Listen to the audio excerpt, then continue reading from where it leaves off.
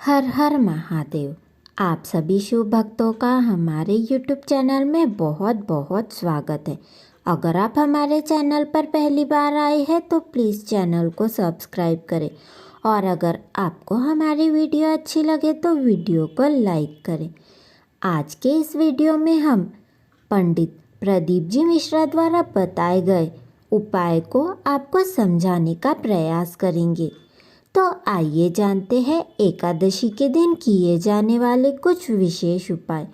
अगर आपके जीवन में बहुत दुख, तकलीफ और परेशानियां हैं तो एकादशी के दिन किया जाने वाला सबसे सरल उपाय, आपको क्या करना है, एकादशी के दिन किसी भी शिव मंदिर में जाना है।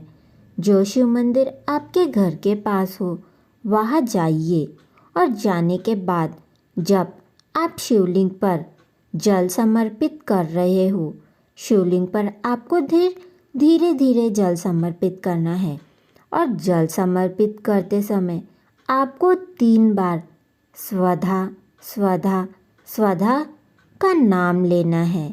और अगर आप 3 बार स्वधा स्वधा का नाम नहीं ले सकते तो आपको स्वधा स्तोत्र का पाठ करना है। यह उपाय करने से आपके जीवन में आ रही परेशानियां समाप्त हो जाएगी।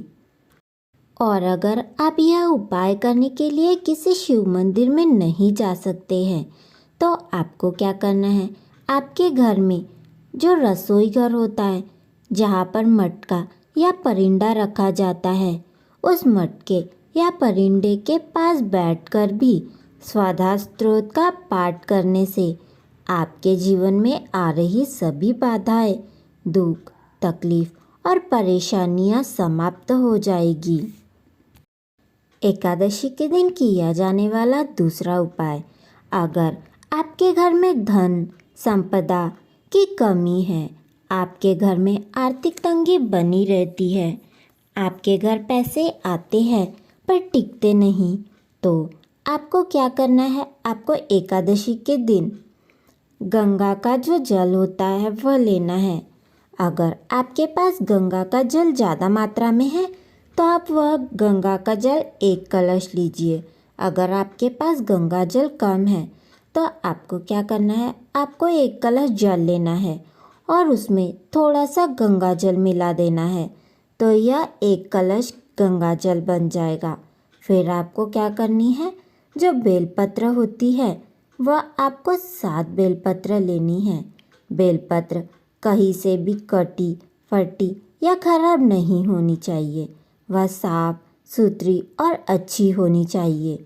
फिर आपको क्या करना है, आपको उस गंगा जल वाले कलश में यह 7 बेलपत्र डाल देनी है और डालने के बाद आपको किसी भी शिव मंदिर में जाना है और शिव मंदिर में जाने के बाद शिव मंदिर के बाहर जहाँ नंदी जी विराजमान होते हैं, नंदीश्वर भगवान जहाँ विराजमान होते हैं, उनका जो एक पैर उठा हुआ होता है, उस उठे हुए पैर की तरफ आपको यह गंगा का जल समर्पित कर देना है और समर्पित करते समय अपने मन की बात कह देनी है। फिर आपको क्या करना है, आपको जो यह 7 बेलपत्र है, उन 7 बेलपत्र को आपको शिवलिंग के ऊपर एक एक करके अपनी मनोकामना बोलते हुए समर्पित कर दीजिए। यह उपाय करने से आपके घर में जो धन संपदा की कमी है वह दूर होना प्रारंभ हो जाएगा और आपका घर सुख, समृद्धि और धन संपदा से भरता चला जाएगा। कार्तिक मास की एकादशी के दिन किया जाने वाला विशेष उपाय, अगर आपके घर में क्लेश फैला रहता है, अशांति फैली रहती है, छोटी छोटी बातों पर झगड़े होते हैं, तो आपको क्या करना है, आपको लाल वस्त्र लेना है। आप कौन सा भी लाल वस्त्र ले सकते हैं। फिर इस लाल वस्त्र को आपके घर में जो तुलसी का पौधा होगा, उस पौधे पर आपको यह लाल वस्त्र उड़ा देना है। फिर इसके बाद आपको यह वस्त्र वापस उठाकर अपने घर में रख लेना है। यह उपाय करने से आपके घर में फैला हुआ क्लेश धीरे धीरे समाप्त हो जाएगा और आपके घर सुख शांति बढ़ती चली जाएगी। कार्तिक मास में किया जाने वाला चौथा उपाय, अगर आपके घर में संतान नहीं है तो आपको कार्तिक मास की एकादशी के दिन आपको पीला वस्त्र लेना है और इस पीले वस्त्र को तुलसी के पौधे पर उड़ा देना है, तुलसी के पौधे पर समर्पित कर देना है। फिर समर्पित किए हुए इस वस्त्र को वापस उठाकर जिसके घर संतान नहीं है उसके कक्ष में यह वस्त्र रख दीजिए, इससे संतान की प्राप्ति होती है। एकादशी के दिन किया जाने वाला पांचवा उपाय, अगर आपके घर में धन संपदा की कमी है तो आपको क्या करना है, आपको तुलसी की लकड़ी लेनी है। जो तुलसी का पौधा होता है उसकी लकड़ी को आपको सुखा लेना है।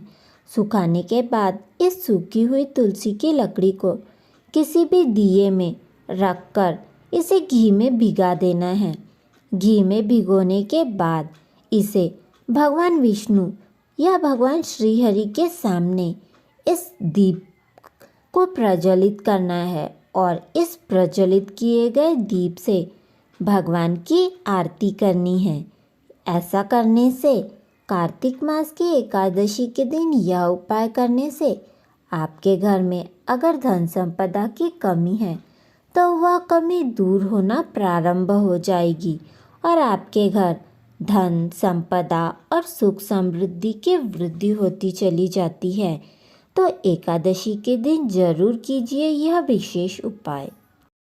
एकादशी के दिन किया जाने वाला एक विशेष उपाय, अगर आपके घर में धन संपदा और सुख समृद्धि की कमी है तो आपको क्या करना है, आपको एकादशी के दिन यह उपाय सिर्फ कार्तिक मास की एकादशी, प्रदोष या शिवरात्रि के दिन ही किया जाता है। आपको क्या करना है, आपको एक बेलपत्र लेनी है और एक शमी पत्र लेनी है।